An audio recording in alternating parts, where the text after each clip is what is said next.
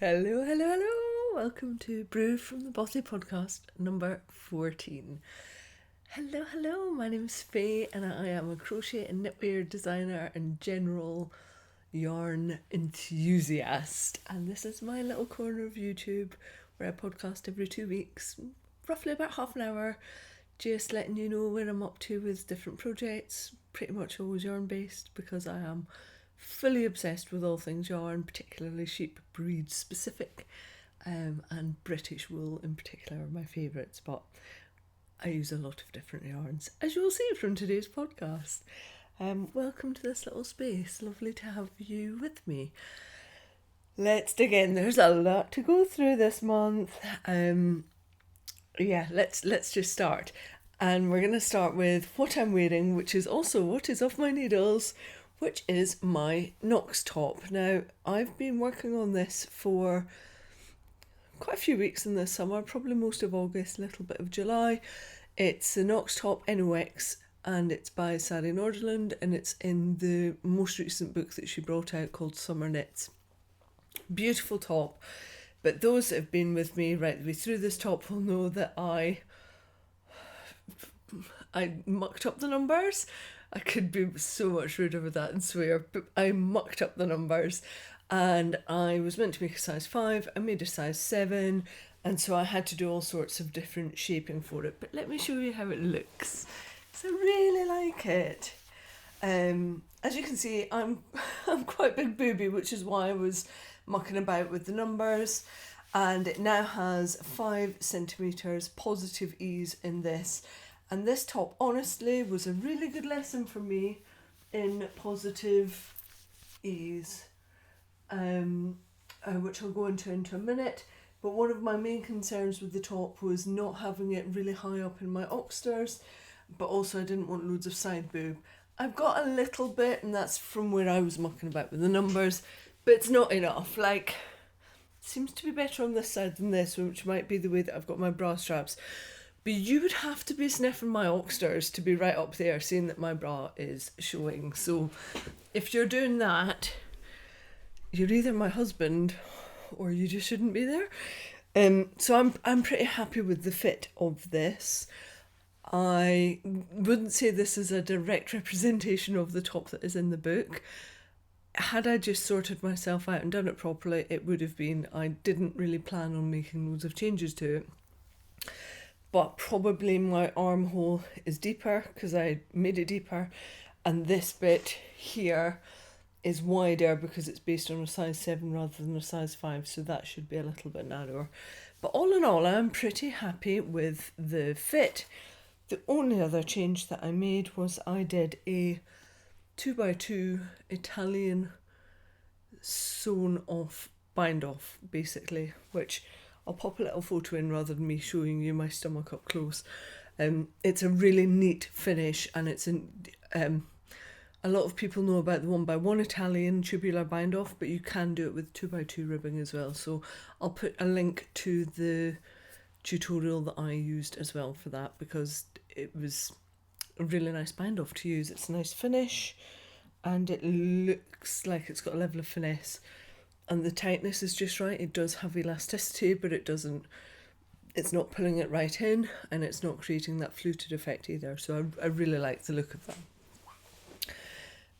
What else do I need to say about this?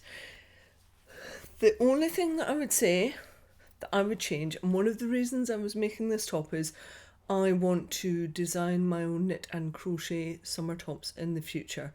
And I find one of the best ways to come at that is to make loads of other people's patterns, work out what you like, what kind of fit you want, what kind of ease you want, how far over on the shoulders you want it, because by and large when I'm designing, I design for my body size because I'm kind of in the middle of the size ranges. So if I design for my body size, then it can be easier for me to grade either side, which is helpful. And one of the changes that I would make with this top is I would actually do some shoulder shaping down here. When I first blocked it, it got blocked as it's knitted, which is straight across. And when I tried it on, and like, to be honest, the yarn used in the pattern is silk, which is going to have a lot more drape and it won't do this with sock, but I am using 100% British wool, and I came down 0.25 of a needle size for my I-cord bind off. So the combination of British wool and my bind off on smaller needles was making it do that. And all I did was I spritzed the two top shoulders and I blocked it a little bit, pulling this bit up and this bit down, and that has sorted it. And then next time I wash it again, I'll make sure I block some more height here, bring it down here. But that is one of the changes that I would make if I was knitting this again, and if I'm designing my own top. Even if I think it's going to be quite a short shoulder strap, I would need to work out what the ratio is for where there is no point in having any shoulder shaping. But I definitely feel that for the width of shoulder that I've got here, shoulder shaping would have been like an extra level of detail that would have just made it even more wearable. So yeah, that's the only change that I would make. But I'm making all of these things and thinking, well, what would I change? What would I like? What's the flavour that I want to add to my own pattern? That's the change I would make. Everything else I really like, and when I finished it and put it on, I was like, well, the neckline is actually just low enough that I could wear this as a tank as well during the winter and autumn months with a nice, like, crisp white shirt on it. I just found a pure silk, kind of salmony pink terracotta shirt in the charity shop that I think would go really nicely under this as well, with kind of rolled up sleeves. So maybe the collar peeking out, but I think this, although I initially made it as a summer top, might get more wear, not more wear, but wear through the winter as well. So this is my Knox top off my needles and currently being worn, and I really like the colour of it. It is basically the colour of my eyes, which I quite like. Very happy. Right, I'm going to take a slurp of coffee, hopefully off microphone. And what are we up to next? On my hook, I have a lot of commissions at the moment, and one of the things, if you do commission work as a designer, is it can be a bit feast or famine depending on when the submissions come in from different magazines and journals, but also where your creativity is at and whether there's something that you think will fit their brief that you actually want to make. And I have learned over the years that if I'm not feeling it, then I don't submit for it. If the colour palette isn't right, then no. If the yarn isn't right, then no. I've learned the lesson in the last couple of years in particular, where I've just hated almost every stitch of something that I've done, and I really struggle to get behind it and feel passionate about it. And I don't ever want to be in that position. Like, I love what I do. I really love being a designer. I love being able to play with wool. I love the precise nature of writing a good pattern, and I hope my patterns are good. That's what I really strive for. Like, I love bringing all of those elements together so that somebody else can make my thing, but I need to have the passion behind it. And all of the commissions that I've submitted for recently, I feel really passionate about, but I'm also just hoping that they don't all come back. Otherwise, I'm going to be slammed until the end of the year. One of the ones I'm working on at the moment, obviously I can't show you the commission itself, but I want to share with you the yarn that I'm working on because it's just beautiful. It is very luxurious and I'm really enjoying every single stitch. So if I hold this up, I'm going to show you this because it's quite a natural looking shade. I'll tell you who the dyer is. Now, can you see? I always struggle to point my finger. Can you see that little blip of red?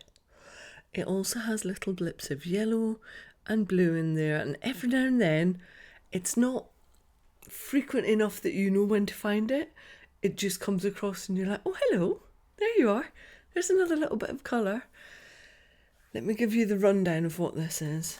It is by Charlotte at Nervous Fibres, and the mix is 70% alpaca, 20% cashmere and 10% silk, and the colour is called Gloam, and it's hand dyed in Scotland. This is a very standard 4-ply at 400 metres, 437 yards per 100 grams. I wish I could show you the project that I'm working on because I'm really proud of it. But the drape on this in crochet, I should imagine it will do the exact same thing in knitting, is another level. It is just beautiful to work with. I was slightly concerned to begin with that it was going to be a little bit splitty, but actually I've had no issues with it whatsoever. The twist is really decent. Sometimes I can find with alpaca and silk that kind of a luxurious blend. I can find that the fibres and the alpaca can kind of create issues on the hook and almost loop around themselves. I haven't had any of that, whether that's the addition of the silk, and also because I always use a metal hook. Let me just show you. These are always my hook of choice. I'm fairly agnostic about who the supplier is, but I like decent ones. This one I think is Haya. Yeah, I always like just a straight shaft, standard tapered hook. This is always what I use, no matter what. Sometimes bamboo, depending on the project, but it's always a tapered straight hook. It never has a handle on it. And sometimes with the aluminium, these more luxurious fibres can be really slippy on it. Haven't found that with this yarn either, so this has been a delight to work on. This was not a project I was meant to be working on, but the publication needed an extra design, and we already had this one lined up for the next issue, and I said yes, I can do it. And so I have this yarn and a really special project that I'm very pleased with. And I'm pleased because the stitch is working really nicely, but also the yarn is just so delightful, and they are such a good marriage together that I'm really happy with it.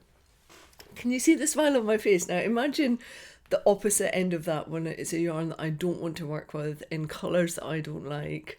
This is why I do it, for these big smiles, not for the other end of it. So I'm really, is judicious the right word? I think it is. I'm really judicious about how I approach my designs and who I work with these days, and it seems to be paying off, which is good. So that is what is on my hook. Apologies that I can't show you, but as soon as I can, I will. But mainly with publications, they want the element of surprise to be able to show their customer base what it is that they are producing for that issue, and that's not my surprise to give away. So, what is next? Oh, I wanted to ask a question on that. When I was pulling together the pattern for Pop or Not, I really struggled to find a budget yarn that had either a silk or a bamboo content that was a 4-ply, and by budget I mean £10 and under per 100 grams. Do any of you have a suggestion for me on a yarn that you've used? It doesn't have to be hand-dyed or variegated or tonal like this, but just something that has got that wool, maybe linen, bamboo, rose, something that will give that shine and drape to a yarn. I'd love to know, because I'm really struggling. I can find plenty of mid-range, plenty of high-end yarns. I'm just really struggling to find anything that is £10 and under that would sit in this pattern. So if you have any suggestions, I'd love to hear them, please. That would be really very helpful. I continue to keep on adding proper yarn suggestions in the patterns that I'm writing up now, and it's not always easy, but this is where I'm hoping that your experience and our hive mind of different yarns can really be helpful, and we can push that knowledge further through patterns and the podcast. Okay, on my needles we have got, it's quite a big bag. Have you ever been somewhere and you've seen somewhere somebody wearing something handmade, knitted, crocheted, whatever it is, and it catches you and you're like, I have to know what that is, and I have to make that. That was what happened with this project. Now, there's a wider context about this, about size inclusivity as well, which I will come on to. But I had this with, I don't even know what it was. It might have been Wonderwool Wales earlier this year. I know that I was on the John Orban stand and I was stood with Donna, and Donna and I quite often like the same patterns. And I remember seeing what this woman was wearing and nudging Donna and saying, look at that. Which is what happens sometimes on the stand, because you see loads of beautiful handmade things coming on. And we chased down the woman to find out what the pattern was that she was wearing. And it is a pattern called The Sun by Issachar, which is a yarn brand, but they also do a lot of designs. Now, this is quite an old pattern, which is where the size inclusivity issues come in. But like I said, we'll talk about that. But it's Intarsia. So a couple of bits with this. Let me just hold it up. I love this. Love. It has 3 massive circles on it. I just finished off the top of the first set of circles last night. And then there's just a quick little breaker and then another 3 circles on the top. And you're meant to add some circles on the back, but I haven't done that. The wool that I'm using is, the dark, is John Orban Textiles Devon Naturals, and this one is Zadie, which is 100% Svartblaze. So it's completely not dyed, just the wool as it is meant to be intended from the sheep, from its own natural colour. It smells unbelievably sheepy, it's gorgeous. And then what I'm doing is I'm mixing it with, I had a load of Knit by Numbers left over, and I'm being really cheeky and it's working. The Devon Naturals Svartblaze is a 4-ply, and the scraps I'm using up for the circles are DK. And I quite like that it's making the colour a little bit more prominent, but I don't seem to be having any issues between the two because I'm not changing the needle size, so the pie and the circumference of the needles is still working, but the DK is just a little bit more pronounced than some of the other projects that I have seen from this project. Now, I chose those because over here I have a little bowl of Knit by Numbers scraps that I've got left over from my Crochet by Numbers blanket, from all sorts of little bits, and they've been winking at me for quite some time. And when I was looking at what I would make this project in, I was able to go to this bowl and work out which of the colours I wanted to use. So the next 3, let me just show you. Got some rustling in there. I will show you next time round when I've started them. The next 3 colours are complementary to the 3 below, but they're just in different different shades of those colours, which is what the Knit by Numbers range does. It takes one colour and it goes from the darkest down to the lightest of those colours. So in the ones that I've done, this dark copper colour is the 5th one in the shade lineup for copper, and it's second from darkest, and this one is the lightest in the colour range for the copper. So then the mid one is going to be this one up here, and then it's going to have blues either side, and this is the mid blue, and then the lightest blue will be here and the darkest blue will be here. It will all make sense when I show it to you next time round, when I'm a little bit further on with it. I've been meaning to tackle an Intarsia project for ages and ages, and I have got an Intarsia design which is my Scottish Rainbow blanket, but it's a really simple Intarsia. It's literally just 3 balls, and you've got a border that you're adding in as you go in garter stitch, and an Intarsia stripe, and then the border on the other side, and then there's a breaker where you've just got the one going back and forward. So for a beginner Intarsia project. I've got one for crochet, one for knitted. I'll pop links, and if I can I'll put photos in. But it's a really easy start on Intarsia, and I've never built from there to see what else I could do with Intarsia. And with this one, I basically needed to have 7 bobbins of yarn on the go. So I've got one on the side here, then the orange, copper, brown, blue, brown, light copper, and another one on the end. So the yarn management was quite a bit more, but I was enthused to do it because there's an amazing Intarsia knitwear designer called Anna Hoosman, and she did a 1-hour workshop free of charge for the John Urban Textiles Mill Open Weekend this year. It's now on YouTube. I'll link out to it. I watched that feverishly, taking in all of her tips and writing them down, because she really knows her stuff. And I find sometimes when you're coming at it from a design point of view, you know all the tips and tricks, because what you have to produce ideally is something that's flawless.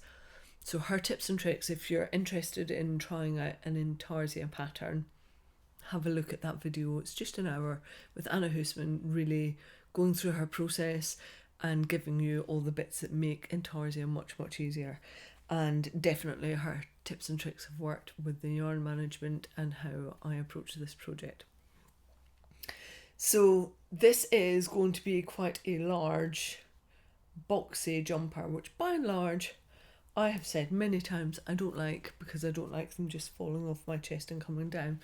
But I realised that I actually have got 2 of them in my wardrobe, and I wear them a lot in the winter because I can wear like a really decent long sleeved t-shirt underneath them and still have lots of space around me. And also because I just fell in love with this design when I saw this other person wearing it, so I'm willing to give it a go and see what it looks like. I can see that I've made a couple of mistakes. Where are you? There's one where I've got a stitch that comes slightly further down. I'm going to duplicate stitch on the top of that because I don't care enough to rip it back. And I know that I missed, I can't even see it now, but I know it's there. There we go. I missed some of the purl bumps. I missed one line where I purled it instead of knitting it on the Svart Blaze.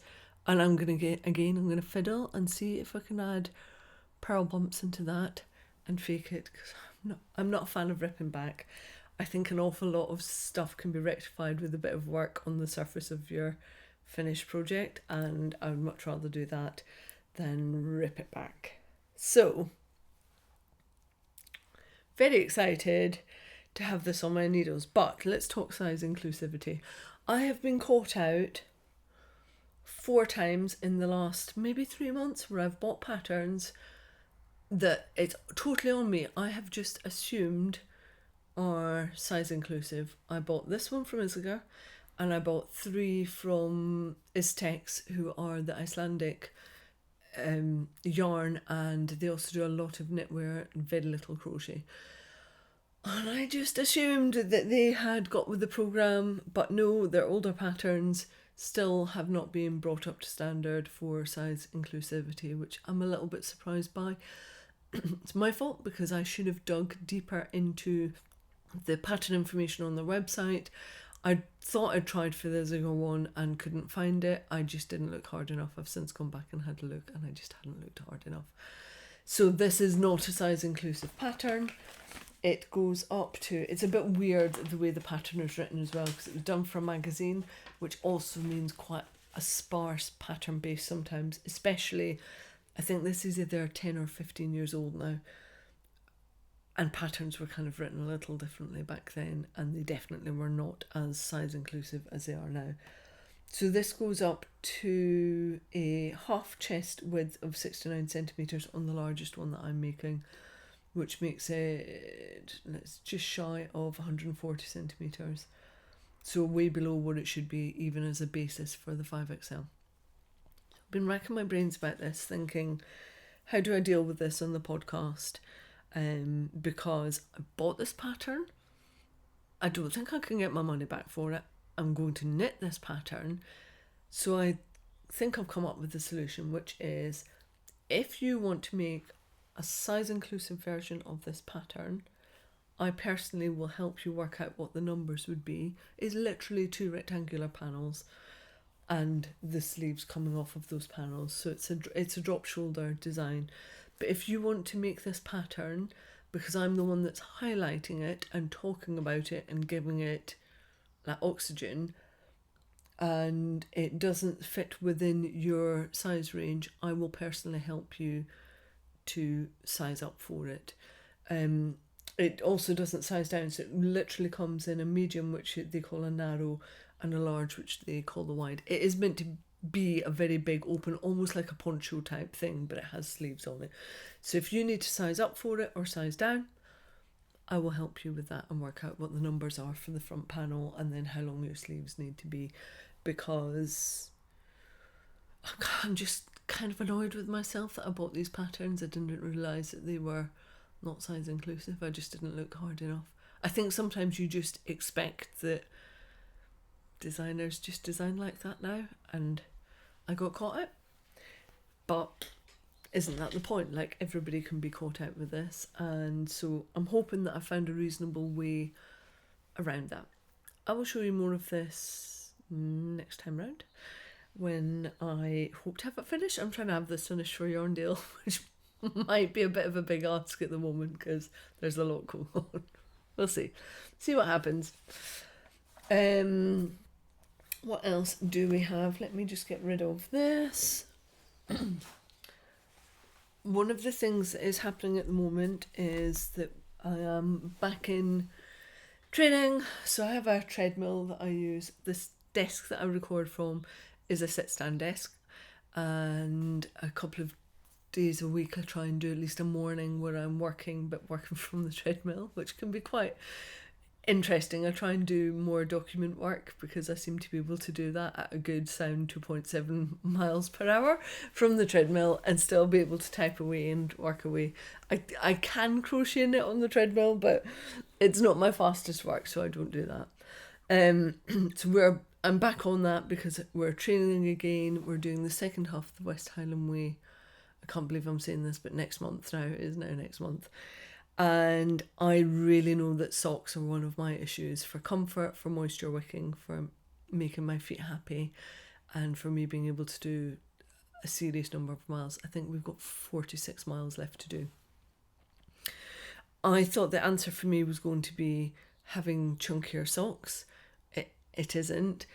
We did probably about 13 miles on Sunday up on the Longmend, and I had my good, soft, lovely 4-ply socks. Like, I made a pair of trainer socks and they were okay, but I could still feel the stitches, and they've become really baggy at the top, so I ended up with lots of gravel in my sock, gravel in my trainers.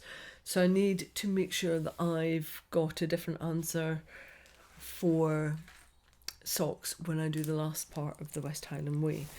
And the system that I have come up with, I think it's going to work, is a heavy 4-ply yarn, and what I'm using is called Estiva, and it is by Lanavid. I always want to call this Lanvindol, and it is not. It must be Lanavendol. It's an Italian yarn, and it is a blend of 70% Abruzzese wool and 30% unbleached French linen. And this has been in my stash for a little while. It was going to be a shawl, but now I'm going to test it out with socks. So last night I swatched up just the first little bit, just to see what the gauge was like. And let's have a look. So it's got quite a nice tight gauge, which is what I'm going to want, and the stitches are teeny weeny.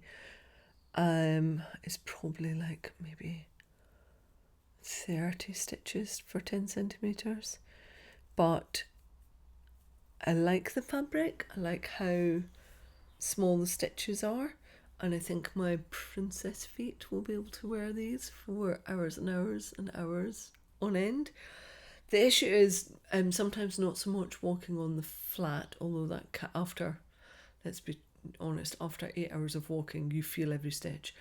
Sometimes it's when you're going downhill, and I have quite a big, long, big toe, and it's almost like having another foot pad, and you're putting a lot of pressure on the front of your feet. So I need something that is thick enough that it's cushioning, but the stitches are small enough that I can't feel every single little pea stitch on the sole of my feet in particular. So I'm really hoping that this is going to do the trick, and I now need to rush through one, if not two pairs of socks before we go next month and do the West Highland Way. I am now a walker. That is what I do. Like, I really enjoy getting out into the countryside and walking. So even after the West Highland Way, these socks are going to get a lot of usage. There's no nylon in them, but the linen will act as that nylon constituent, and also the linen is a cooler element than the wool, so I'm hoping that will help deal with how hot my feet get. I have high hopes for this yarn and combination, and I was in touch with somebody a few years ago that I'd seen had made socks out of this, and I questioned them on it. They said it was really good.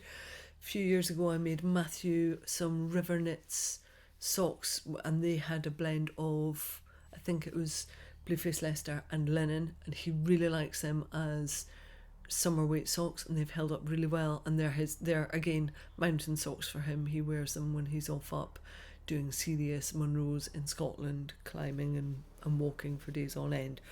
So I know that on a structure, warmth, comfort and like durability basis, this should work. I just need to get to a gauge that will really work for my princess feet.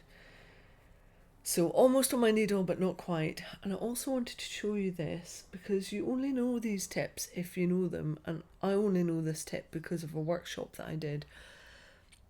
If your pattern says that your gauge is in the round rather than rows, you don't have to make a full circumference. You can work on a DP. If you're knitting, you can work on DPNs or on short circulars. And basically you can move your stitches along, pretend that you've knitted all of those stitches, and then start again on the other side. It leads to this kind of unsightly grouping of move over yarn, but these are all the stitches that you didn't need to create because you can get enough information here from the top of your swatch. So you're doing half the number of stitches to get your swatch in the round, but you're just pretending that you've knitted those stitches and you start again. It's much easier to work on DPNs because you would finish at this side, move your work over, move your yarn over and start again. Saves you a lot of time, might mean you're more likely to swatch. You can do it in crochet as well.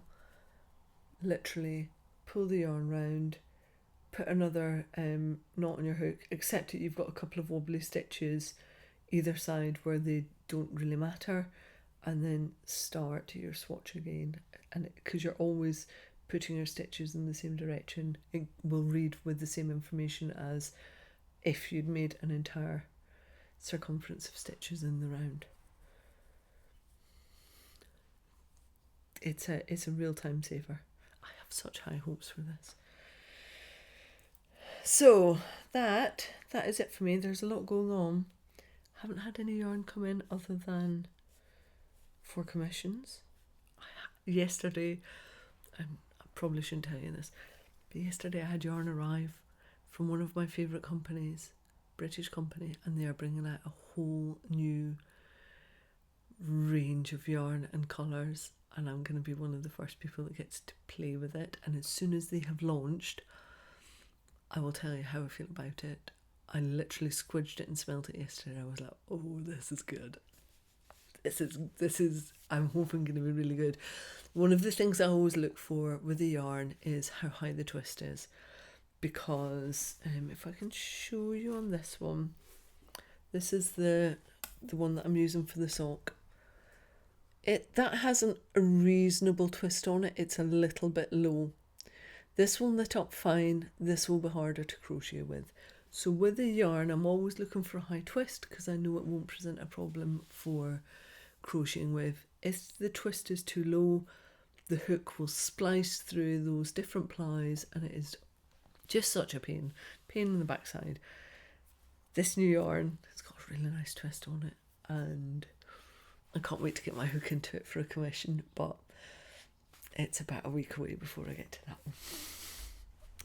Right, I think that's all the stuff I have to update you on. If you want to hang around for a minute, I'm going to put up some footage of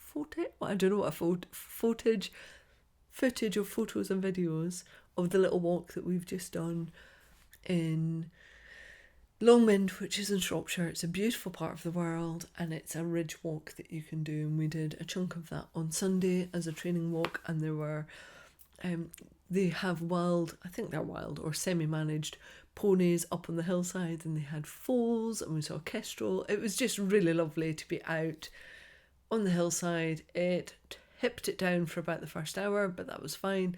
We had all the equipment with us, and it was just lovely to be out in fresh air, and all the autumnal colours are starting to hit the hills, so the bracken started to change and the last of the heather was out and the gorse was still out, so it was like purples and yellows and the orange changing and the leaves were starting to change as well. It was just a really nice time to be out. But the foals, and we had this lamb that was looking for its mum who was like, what are you, and just darted straight across. So yeah, I'll pop some little extra bits in there in case you want to see some of Shropshire and some of the other bits that we've been up to. Right, that is all for me until 2 weeks time, when hopefully I will have a finished the sun jumper and one commission out and maybe another commission on my hook that I can't tell you about, but maybe I'll be able to tell you about that new yarn. We'll see. Until then, I hope you have a really lovely 2 weeks. So nice to spend time with you and that you want to be here. As ever, hit me up in the comments. Love to hear what you're up to. If you've got a suggestion for that yarn with a bamboo content, then please let me know what that is. Until episode 15, thank you very much. Thank you for being here. I am waving.